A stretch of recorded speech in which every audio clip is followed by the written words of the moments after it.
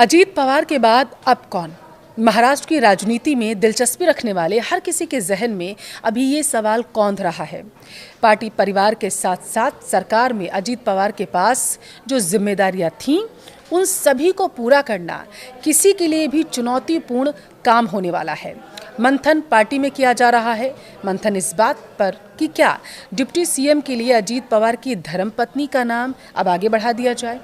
अगर इस पर सहमति बन भी गई तो पार्टी की कमान आखिर किसके हाथ जाने वाली है। अजीत पवार के पास जो विभाग थे अभी तक जो वो संभाल रहे थे, अब उसकी जिम्मेदारी आखिर किसे दी जाएगी। सवाल बहुत सारे हैं। इस वीडियो में हम उनका जवाब भी तलाशने की कोशिश करेंगे। नमस्कार, आपके साथ मैं पल्लवी रविंद्र सिंह। देखिए, बारामती के दादा कहे जाने वाले अजीत पवार ने चाचा शरद पवार की छत्र छाया में राजनीति की शुरुआत की थी। फिर अपना नाम पहचान उन्होंने बनाया और आगे जब परिस्थिति बदली तो चाचा को पटकनी देकर उन्होंने पार्टी की कमान संभाल ली। साथ ही महायुति सरकार में डिप्टी सीएम की बड़ी जिम्मेदारी भी उन्होंने संभाली। अब जब एक दुर्भाग्यपूर्ण हादसे में अजीत पवार का निधन हो गया तो उनके उत्तराधिकारी की तलाश भी शुरू कर दी गई है।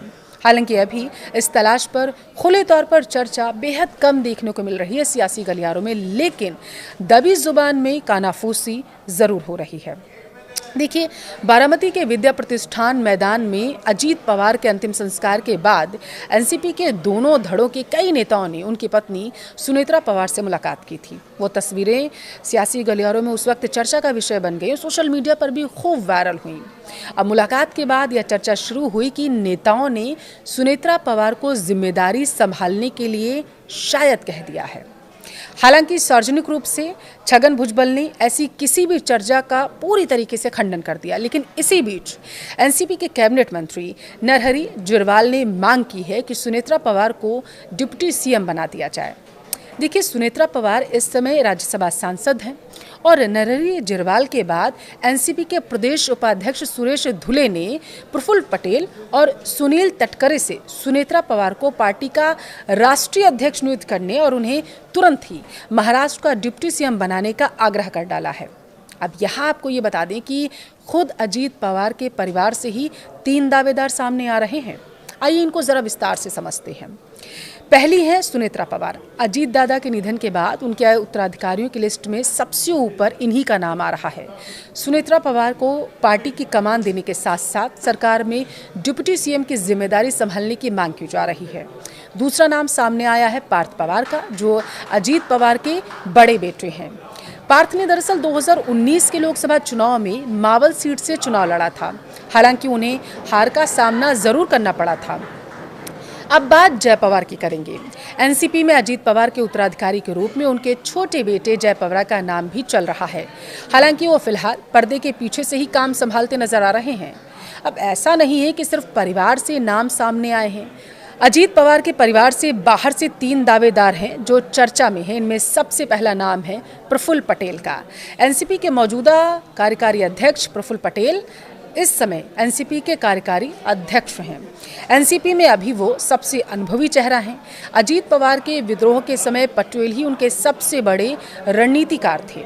एनसीपी संगठन पर भी उनका अच्छा कंट्रोल देखा जाता है, लेकिन बारामती के लोग क्या उन्हें स्वीकार करेंगे, ये अपने आप में एक बड़ा सवाल है। अब देखिए, दूसरा नाम है छगन भुजबल का। छगन भुजबल एनसीपी के बड़े ओबीसी नेता के रूप में जाने जाते हैं।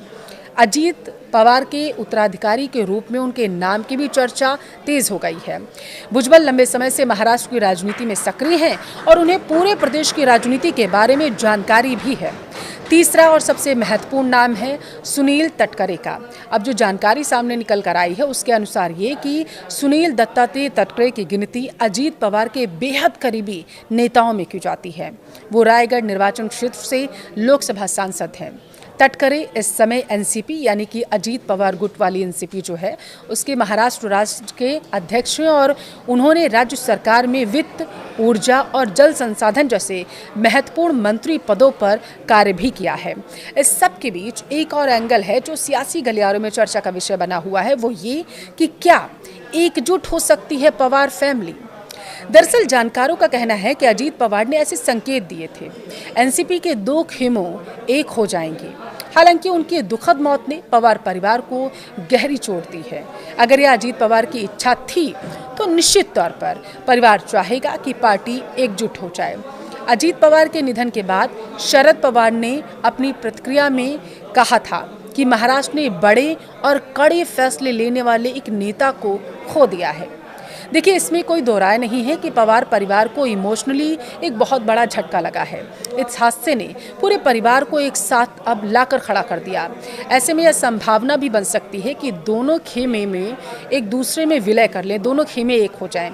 सुप्रिया सुले केंद्र की राजनीति को संभाले और सुनेत्रा पवार डिप्टी सीएम बन जाएं। आपको महाराष्ट्र की सियासी बयार किधर जाती हुई दिख रही है, हमें कमेंट में ज़रूर बताएं।